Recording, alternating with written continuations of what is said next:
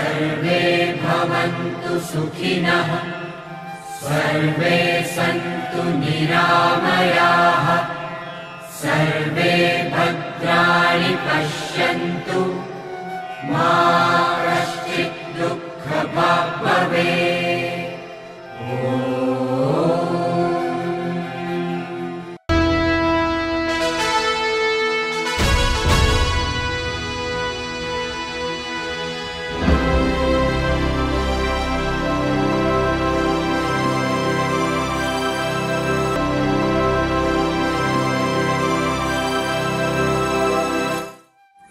नमस्कार.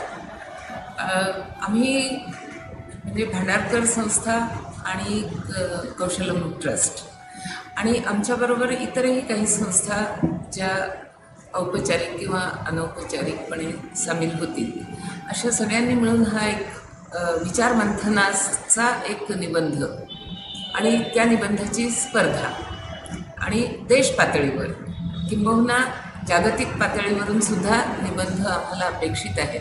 तर अशी एक निबंध स्पर्धा आयोजित करत आहोत की ज्याचा विषय असेल की आदर्श समर्थ असा भारत निर्माण व्हायचा असेल 2047पर्यंत, तर त्याचे निकष काय असतील, तुम्ही कसं ठरवणार की भारत असा झाला का नाही. तर प्रत्येकाच्या मनात वेगवेगळे निकष असू शकतात. जशी ज्याची एक अनुभवांची यादी असते, त्याची एक विचारसरणी असते आणि त्यांना काय विषय महत्त्वाचे वाटतात त्यावरून त्यांचे निकष ठरत असते.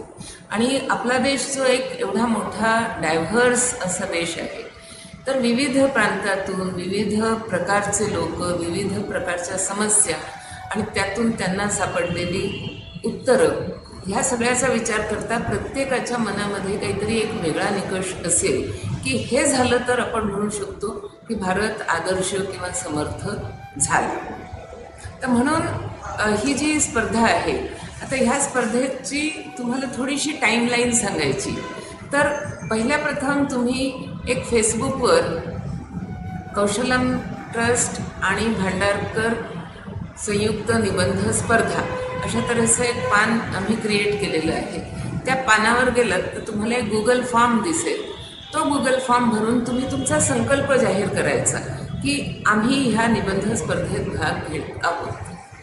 तो फॉर्म तुम्ही आम्हाला 15 मेपर्यंत भरून द्यायचा आहे आणि त्यानंतर तुमचा प्रत्यक्ष निबंध हा आम्हाला 31 जुलैपर्यंत मिळायला हवा.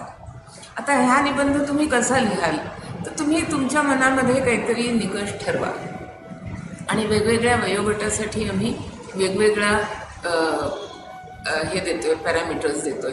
तर शालेय विद्यार्थी म्हणजे 12वीच्या खालचे विद्यार्थ्यांनी त्यांनी 3, 4, 5 असे निकष त्यांनी निवडावेत. त्यांना काय वाटतं आणि त्याच्यावर त्यांनी एक 1200पर्यंतच्या शब्दसंख्येचा एक निबंध लिहावा.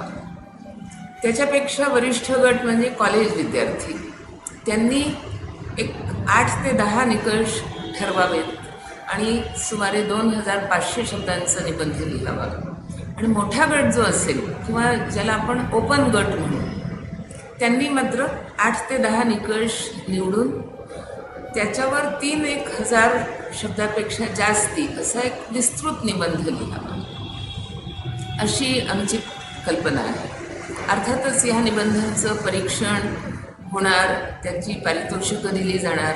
त्यानंतर ह्यातील निवडक निबंध घेऊन आम्ही ह्याची पुस्तकं तयार करणार आणि ह्यातल्या बऱ्याचशा आयडियाज ह्या म्हणजे सोशल मीडियावर पण आमच्या टाकल्या जाणार.